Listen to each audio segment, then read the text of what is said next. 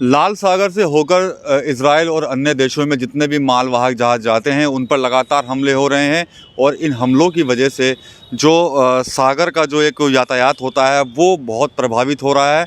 और उस यातायात की वजह से जो सबसे ज़्यादा फ़र्क देखने को पड़ रहा है, जो सबसे ज़्यादा जो दिक्कतें आ रही हैं वो उन एक्सपोर्टर्स को आ रही हैं जो कहीं ना कहीं उन देशों में अपना माल भेजते थे।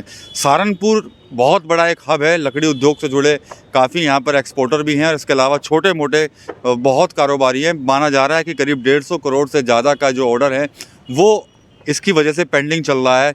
लाल सागर के जो जहाज़, जो पानी के जहाज़ वहाँ से निकलते हैं, जो मालवाहक जहाज़ होते हैं, उनको अब वैकल्पिक मार्ग लेना पड़ रहा है और उसका खर्चा भी कहीं ज़्यादा आ रहा है। एक तरफ सबसे पहले कुछ साल पहले जब कोरोना शुरू हुआ था तब इन कारोबारियों के ऊपर मार पड़ी थी। उसके बाद जब रूस और यूक्रेन का युद्ध शुरू हुआ तब जाकर इनके एक्सपोर्ट जो थे, जो एक्सपोर्ट का जो सामान जाना था वो कैंसिल हुआ है। अब जब लाल सागर के अंदर जो मालवाहक जहाज़ हैं उन पर हमले हो रहे हैं तब भी इनका कारोबार जो है प्रभावित हो गया है। कुछ लोग हैं जो लकड़ी उद्योग से जुड़े हैं, उनसे बात कर लेते हैं। कितना नुकसान मानते हैं, कितना नुकसान उठाना पड़ रहा है आप लोगों को?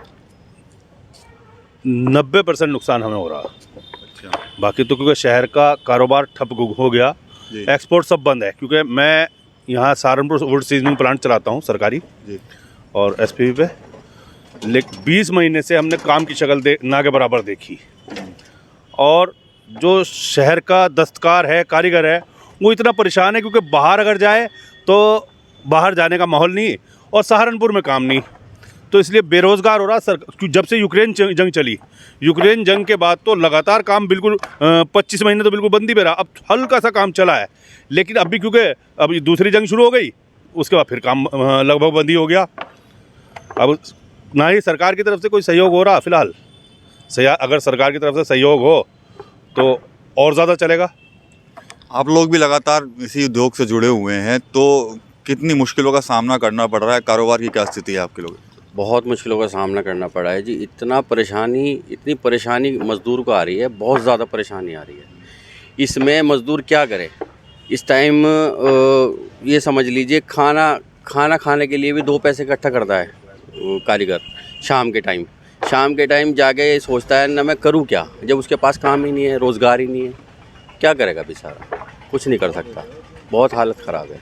कुछ लोग जो कारीगर थे इस काम से जुड़े हुए थे, सुनने में आ रहा है कि वो अन्य काम ढूंढ रहे हैं, कोई रिक्शा चला रहा है, कोई इस तरह के काम।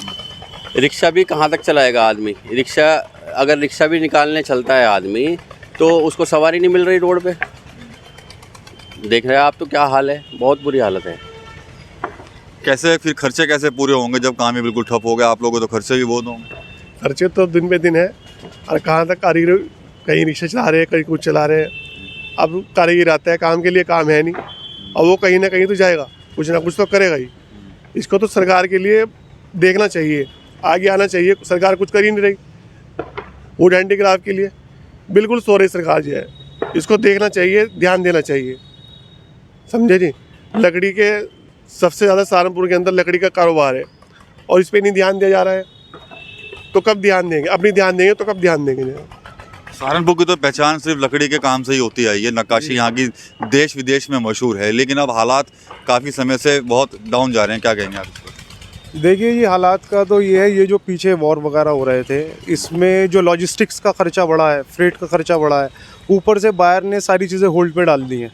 अब जैसे कि इन्होंने बताया कि सरकार की तरफ से कोई सहयोग नहीं है। अब आप ये देखिए, एक व्यापारी जो अपनी फैक्ट्री चला रहा है उसके अपने बेसिक खर्चे भी हैं।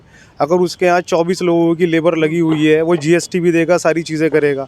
अगर ऊपर वाला न करे, किसी वजह से उसका काम नीचे जाता है, तो सरकार की तरफ से उसे कोई सहयोग नहीं है कि सरकार उसकी भरपाई करेगी, कुछ करेगी। जब तक वो चल रहा है वो लेबर के भी पैसे देगा, अपने जो उसके बेसिक खर्चे हैं वो भी उठाएगा, फैक्ट्री की लाइबिलिटीज़ हैं वो भी उठाएगा। जो आपकी कमाई हो रही है उसमें आप सारे टैक्सेस भी दे रहे हो। लेकिन अगर भगवान न करे, खुदा न खास्ता, किसी वजह से 1% भी आप हल्का सा भी आपका वो ग्राफ नीचे आता है, तो सरकार की तरफ से व्यापारी को कोई वो नहीं है कि वो जो इतने पैसे कमा के सरकार को दे रहा था, सरकार उसके लिए क्या करेगी। मैन्युफैक्चरिंग ग्राफ तो नीचे आ ही रहा है लगातार। जी जी जी। अब हर तीसरे दिन आप सुनने में आता है, हमारी सुनने में आता है कि जी अब फला जगह जो है वो फैक्ट्री बिक रही है, फला कारखाना भी है। सैकड़ों कारखाने जो हैं वो ऐसे हैं कि जो बिल्कुल खाली हैं, बंद होने की कगार पे हैं।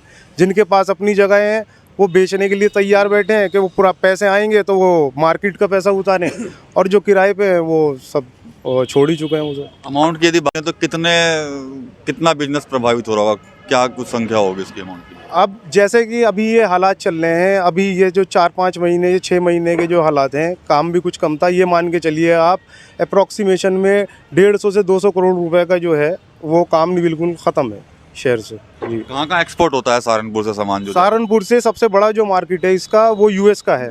कम से कम ये समझ लीजिए आप $23 बिलियन का मार्केट यूएस का है। उसके अलावा जो है 15 से 20 बिलियन का जो है ये यूरोप का है, और वो तो बाकी तो जो है 10-15 उसके अंदर जो आपका ऑस्ट्रेलिया, न्यूजीलैंड और ये गल्फ आ ही जाता है, बस ये है। जो मालवाहक जो जहाज हैं उनसे जा रहा है, उस पर भी लगातार हमले हो रहे हैं, तो उससे भी फर्क पड़ गया आपको? अब देखिए, हमें तो जो मोटी मोटी ये खबर जो पता चलती है वो लॉजिस्टिक्स से या फ्रेट कंपनी से ये पता चलती है कि अब जो है फ्रेट ज़्यादा हो गया या कम हो गया। अब उसके पीछे कोई भी रीज़न हो सकता है, जो भी वहाँ हो रहा हो उसका तो अभी इतना अंदाज़ा नहीं है। जो हम खबरों में सुनते हैं, आप शायद यही वजह हो जी। तो क्या समझते हैं कि अगर इस ओर ध्यान नहीं दिया गया तो फिर क्या होगा इस लकड़ी उद्योग का सहारनपुर का, जो मशहूर काफ़ी देश विदेश में है? सरकार ने बहुत सारी योजनाएं चला रखी, लेकिन सरकारी अमला नहीं उसे हम लोगों तक पहुंचाता है, और क्योंकि हम लोगों को जानकारी नहीं है। बहुत सारी योजनाएं जो गवर्नमेंट ने चला रखी वो सहारनपुर के किसी दस्तकार को, किसी कर्मचारी को पता ही नहीं।